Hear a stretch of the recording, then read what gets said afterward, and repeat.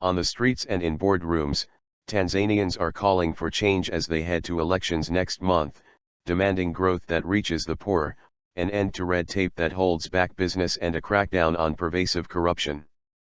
Boasting huge gas reserves, a wealth of mineral deposits, vast tracts of arable land and sandwiched between two African trade blocs, Tanzania could be a regional powerhouse. Instead, its railways are creaking, power cuts force industry to rely on costly backup generators, entrepreneurs complain of crippling bureaucracy, and plans for a liquefied natural gas, LNG, export plant are making halting progress.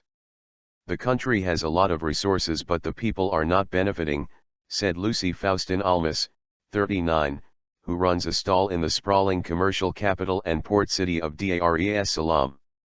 Voter frustrations.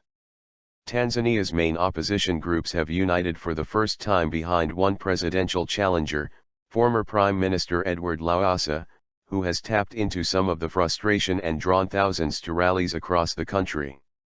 He faces John Magufuli, the front-runner according to two polls and the new candidate for the ruling CCM party, which has dominated the country for more than a decade.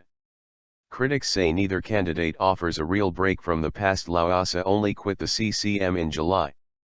But both have promised to review policy, and the race to the October 25 vote has stoked a popular debate played out on street corners and in the media, a rare sight in a nation led by one party for so long. Much of the debate has focused on the economy, which continues to lag its neighbors. Tanzania boasts economic growth of 7% a year, yet it is largely driven by state investment, and poverty remains stubbornly high. Annual income per capita at $930 in 2014 was below the sub-Saharan African average, World Bank figures show. By comparison, economically freewheeling Kenya has a bigger economy despite fewer natural resources. State-dominated Ethiopia is growing faster. And Mozambique, once torn apart by war, is moving more swiftly with its LNG plans. Lacks business infrastructure.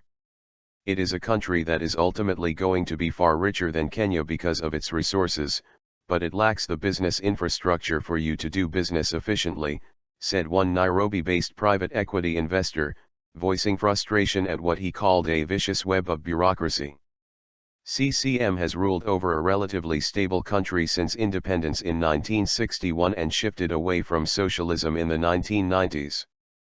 But executives complain that it shows a lingering distrust of private enterprise. Suspicion has been there, acknowledges Abdul Rahman Kainana, Secretary General of CCM, although he insists that attitudes have changed. To develop the private sector takes time.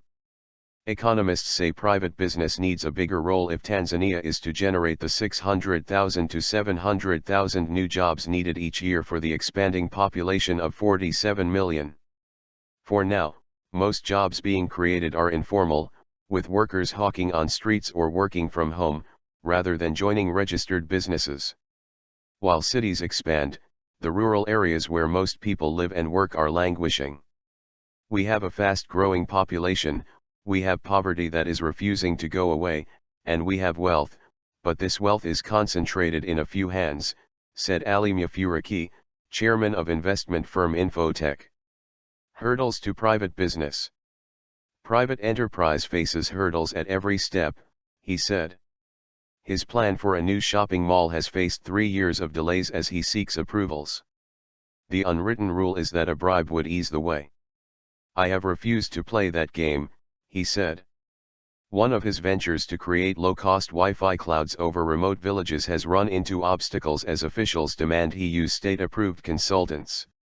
What was supposed to be a cheap solution all of a sudden starts becoming expensive. Industries which should benefit from Tanzania's membership of the East African Community and a Southern African trade bloc struggle to compete. Unreliable electricity is a major gripe. State power firm TANESCO is building new gas-fired plants but is mired in $250 million in arrears to suppliers built up over years. An international economist said this backlog continues to provide a disincentive for further investment. It casts a shadow over plans for a multi-billion-dollar LNG plant to export gas. Simply building the plant would add 2 percentage points to economic growth, the central bank says. But investors have already waited 2 years or more for a final decision on where to locate the plant. Former official Lawasa, running for the opposition Yukawa coalition, has drawn crowds to his rallies but also has a history with the CCM to explain. The 62-year-old quit as prime minister in 2008 over a corruption scandal, although he denied wrongdoing. Lawasa has promised to review energy and mining contracts, winning approval from the public who complain that foreigners have received a better deal but unnerving some investors. Outgoing President Jakaya Kikwete, who has served a maximum 2 terms, was seen as a steady hand but accused by some of indecision. Even Magufuli, 55, has criticized aspects of Kikwete's rule aiming to prove he can deliver change. He has won public praise as works minister for sacking inefficient contractors and corrupt officials.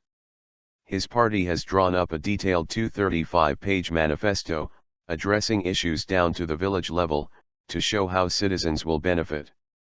But opponents doubt Magufuli can make a difference when he is surrounded by the old party network. You may be good, but if the people who are working with you are corrupt, the outcome is the same, said trader David Braziasi.